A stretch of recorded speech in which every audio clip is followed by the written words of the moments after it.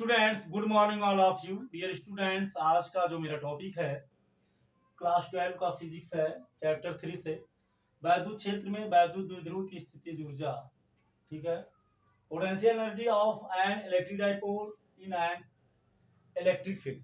कोई मान लीजिए एक समान वैद्युत क्षेत्र है, इस तरह से बहुत इजी है, आप देखिएगा 100% समझ में आएगी, आपको कहीं पर कोई भी प्रॉब्लम नहीं होगा। ठीक है ना। ये मान लीजिए ये आपकी वैद्युत क्षेत्र है, इसका डायरेक्शन इधर है।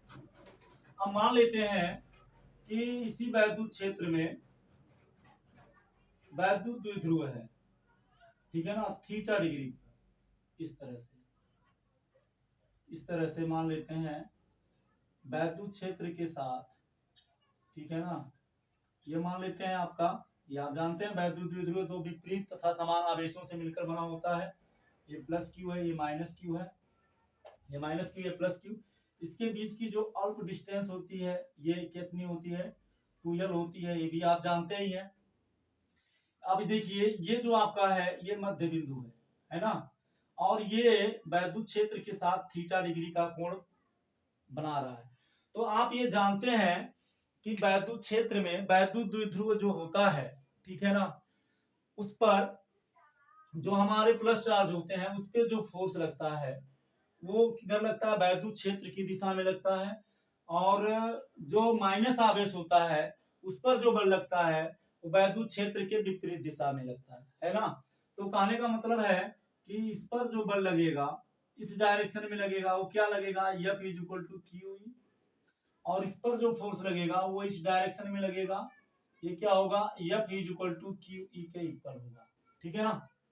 क्योंकि दोनों के, अब देखिए ये दोनों फोर्स समान है, कहने का मतलब दोनों का जो चार्ज का जो मैग्नीट्यूड है, ये भी क्यू ये भी क्यू है ना, तो दोनों समान होंगे। अब ये इस डायरेक्शन में लगेगा, इस डायरेक्शन में लगेगा, यानी जो नेट फोर्स होगा वो क्या होगा, 0 होगा। लेकिन अब ये इसको क्या करेंगे, लाने का, साम्य स्थिति में लाने का प्रयास करेंगे, यानी ये इसको इस तरह से है तो ये इस पर जो फोर्स इधर लग रहा है, इधर लग रहा है ना, इस तरह से ये थीटा डिग्री के साथ जो है इसको ऐसे लाने का प्रयास करेगा, और ये वैद्युत क्षेत्र के साथ इस तरह से लाने का प्रयास करेंगे, है ना। और जब इस तरह से आ जाएंगे तो ये आपका क्या हो जाएगा, ये साम्य स्थिति में आ जाएगा, यानी इक्विलिब्रियम स्टेबल स्टेज में आ जाएगा। ठीक है ना। तो देखो अब आप ये समझ सकते हैं कि इसको हम इस तरह से नहीं ले जा सकते, मतलब ये स्वयं से नहीं जाएगा, इसको हमें ले जाने में कार्य करना पड़ेगा, इसको घुमाना पड़ेगा। तो जब इसको हम ऐसे, ये तो अब ये इसको घुमाएंगे तो घुमाने में थीटा डिग्री के साथ तो हमें कार्य करना पड़ेगा, तो ये घूमेगा तो इस पे क्या अप्लाई होगा, टार्क, और टॉर्क टाउ बराबर होता है टी साइन थीटा, ये आप जानते हैं और इसको आप जान चुके हैं इसके प्रीवियस वीडियो में। ठीक है ना। जो टॉर्क अप्लाई होगा वो क्या हो जाएगा, पी साइन थीटा के इक्वल हो जाएगा। अब देखिए ये इसको इस डायरेक्शन में यानी इस तरह से रोटेट करने का प्रयास करेगा, और ये इसको इस तरह से रोटेट करने का प्रयास करेगा, यानी ये किस दिशा में, ये घड़ी की दिशा में घूमेगी, है ना, घड़ी के घूमने की दिशा में, यानी घूमेगी, यानी घुमाने का प्रयास करेंगे और इसको ऐसे साम्य स्थिति में लाने का प्रयास करेंगे। ठीक है। अब देखो हमें निकालनी क्या है, स्थितिज ऊर्जा निकालनी है।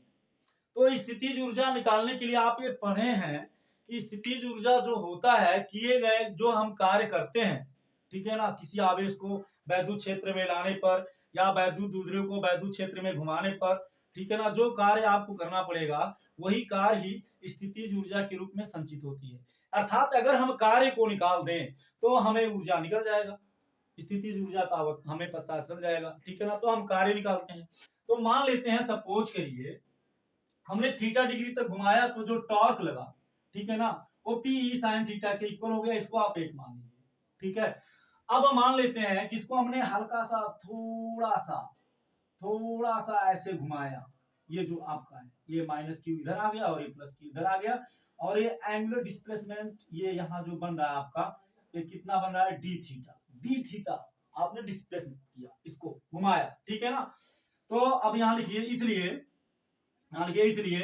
डी थीटा कोणीय विस्थापन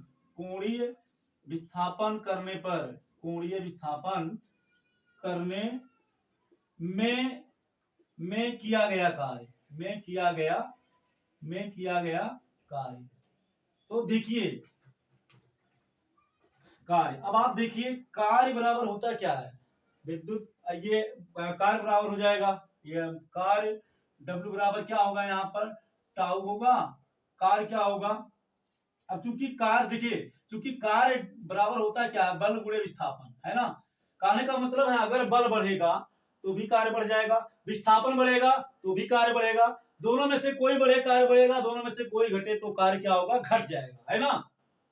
तो यहाँ जो हमारा कार्य जो विस्थापन हो रहा है, यहाँ विस्थापन क्या, एंगुलर डिस्प्लेसमेंट हो रहा है, कोणीय विस्थापन हो रहा है। तो इस विस्थापन की जगह पे कोणीय विस्थापन हमारा क्या है, सूक्ष्म है, तो कार्य भी हमारा क्या होगा, सूक्ष्म होगा। तो इसलिए डी डब्ल्यू बराबर आपका हो जाएगा, ठीक है। अब यहाँ फोर्स का काम कौन कर रहा है, टॉर्क, बल युग्म आघूर्ण, ये ठीक है ना। ये देखो ये बल युग्म का काम करेंगे, ये वाला और ये वाला, ये इसको इधर खींचेगा, ये इसको ऐसे खींचेगा, इसको ऐसे इधर खींचेगा, तो ये ऐसे घूम करके इस तरह से आ जाएगा। बात समझ रहे हैं कि नहीं, इसको इधर खींच रहा है भाई, ऐसे है, देखो देखो ये ऐसे है, ये इसको ऐसे इधर खींचेगा, इसको इधर खींचेगा, तो ऐसे आ जाएंगे। समझ रहे हैं कि नहीं समझ रहे हैं, आई बात समझ में। तो ये वाला बल और ये वाला बल क्या है, युग्म का काम करेंगे, ठीक है ना। और इसी के कारण इसमें क्या होगा, आघूर्णन हो, इस तरह से, ठीक है ना। तो आघूर्ण होगा, तो बल युग्म आघूर्ण, ठीक है ना। तो यहाँ हमारा हो गया टॉर्क, ठीक, तो टॉर्क हो गया, और ये हो गया हमारा डी थीटा, विस्थापन हो गया, फोर्स के कार्य ये करेगा। या डी डब्ल्यू बराबर हमें मिल जाएगा, क्या मिल जाएगा, टाउ की जगह पे हम रख देंगे पीई साइन थीटा। बात समझ गए, ठीक है। अब देखो साइन पीई साइन थीटा इसके जगह पे, और कोणीय इस, ये जो टॉर्क है इसके जगह पर, अब इसके बाद में इसको हम लिख देंगे डी थीटा, ठीक है ना। अब देखिए ये तो कार्य करना पड़ा थोड़ा सा घुमाने में, इसको थोड़ा सा घुमाने में कार्य करना पड़ा। अब मान लेते हैं कि इसको थीटा 1 से थीटा 2 घुमाया जाए, तो कितना कार्य करना पड़ेगा। तो इसलिए अब यहां देखिए, इसको हम डायरेक्ट नहीं निकाल सकते, क्यों नहीं निकाल सकते, कि डायरेक्ट मल्टीप्लाई कर देंगे निकल जाएगा, क्योंकि यहाँ जो कार्य है, ठीक है ना, ये डिपेंड है किस पे, इस टॉर्क पे और इस पर। अब ये टॉर्क चेंज हो रहा है इस थीटा के साथ, जैसे जैसे थीटा चेंज होता जाएगा ये टॉर्क भी। अब ये ऐसे है ना, अब ऐसे ऐसे आप घुमाते जाओगे, मान लीजिए ये आपके वैद्युत क्षेत्र की दिशा है, इस मार्कर को आप मान लीजिए वैद्युत द्विध्रुव है। अब ये ऐसे जैसे जैसे आप घुमाओगे थीटा का मान चेंज होता जाएगा। अब थीटा का मान चेंज होने पर आप देख सकते हैं ऐसे ऐसे ऐसे घुमाने पर क्या हो रहा है, कोण पहले ऐसे था, फिर ऐसे हो गया, ठीक, फिर ऐसे हो गया, फिर ऐसे, तो थीटा का वैल्यू चेंज हो रहा है, तो टॉर्क भी चेंज हो रहा है, ठीक है ना। समझ में आ रही है बात कि नहीं आ रही है। इस वजह से इसको हम डायरेक्ट कैलकुलेट नहीं कर सकते, इसके लिए हमें क्या करना पड़ेगा, इसके लिए हमें इंटीग्रेशन करना पड़ेगा, मतलब समाकलन करना पड़ेगा, ठीक है। तो चलिए हम समाकलन कर देते हैं।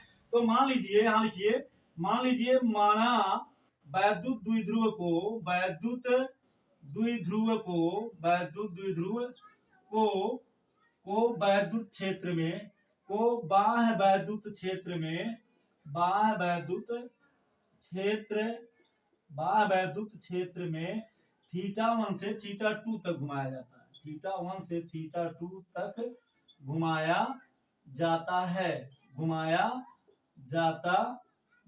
जाता है, ठीक है ना। इसलिए कार्य बराबर, तो क्या हो जाएगा, कहां से कहां तक घुमाया जाता है, थीटा 1 से थीटा 2, तो lower limit theta 1, upper limit theta 2।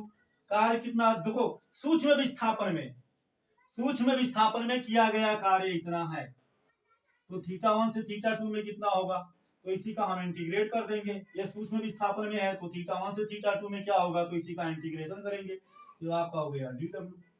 अब ये बराबर आपको मिल गया, इस डी डब्ल्यू की जगह पे हम इसको रख देंगे PE sine theta, PE sine theta into d theta.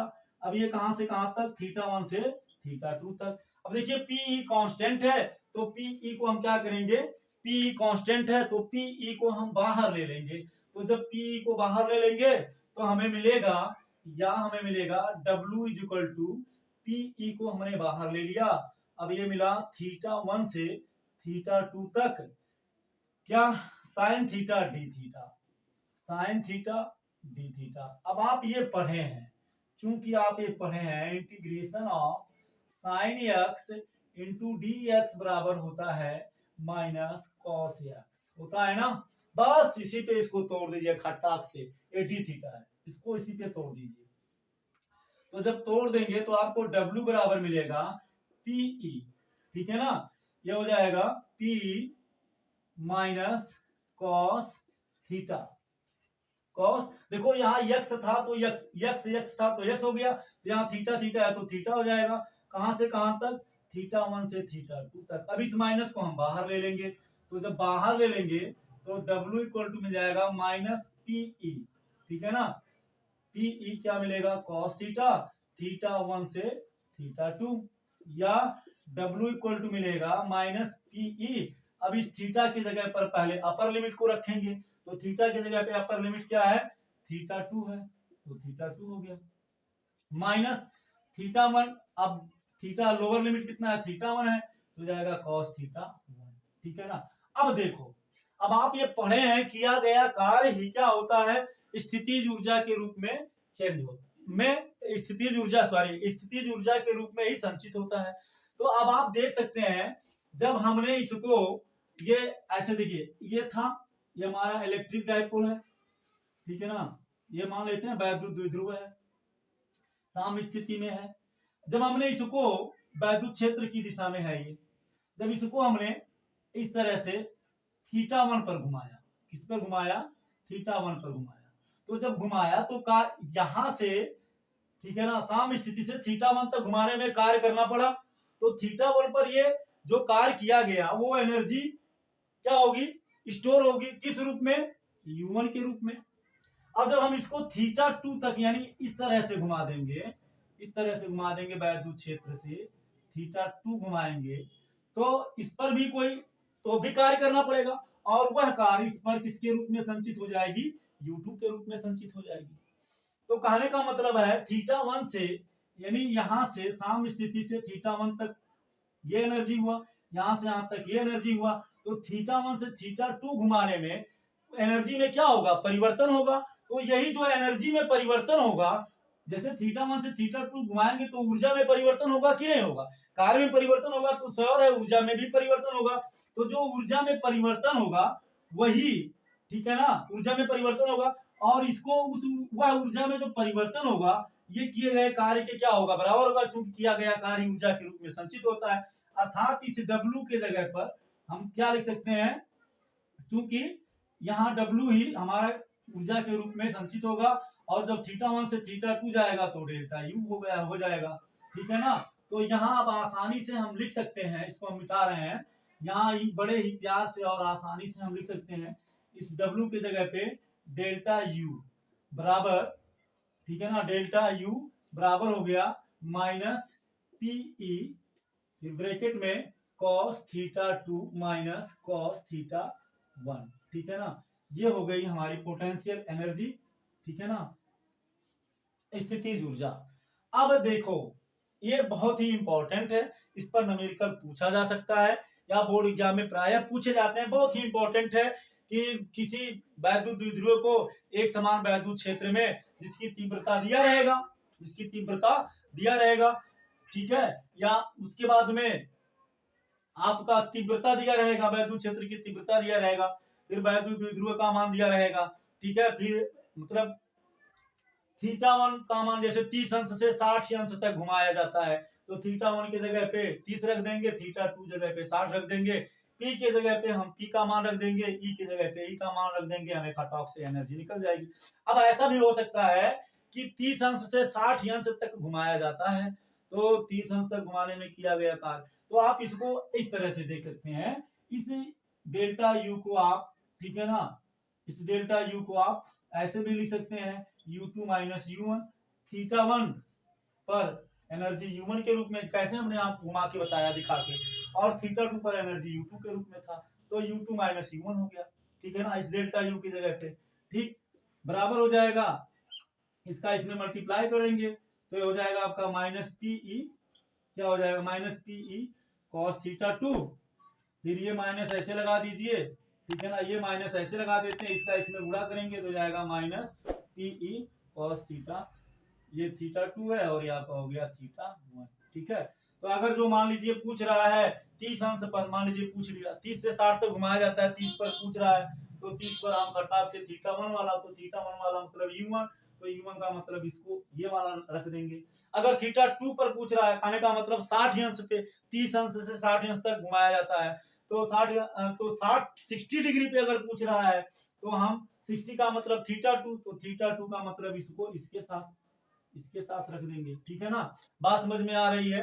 कहने का मतलब है अगर थीटा है तो कितना होगा, तो माइनस पी कॉस थीटा हो जाएगा। अगर थीटा डिग्री तक घुमाया जाता है, कहने का मतलब है जब थीटा 1 पर u2 है, थीटा देखो थीटा 1 पर u1 और थीटा 2 पर u2, तो थीटा पर कितना हो जाएगा, तो थीटा पर जो आपकी एनर्जी होगी वो u, थीटा पर जो आपकी एनर्जी हो जाएगी वो u बराबर हो जाएगा माइनस पीई कॉस थीटा।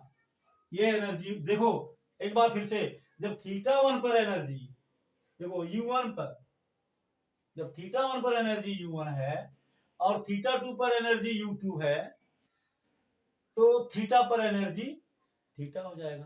ठीक है, तो ये टॉपिक यहीं पर खत्म होता है। वीडियो आपको कैसा लगा जरूर कमेंट करके बताइएगा, और आप लोगों का जो प्यार स्नेह मिल रहा है उसके लिए थैंक यू सो मच। बस आप लोग अपना प्यार स्नेह ऐसे ही देते रहिए।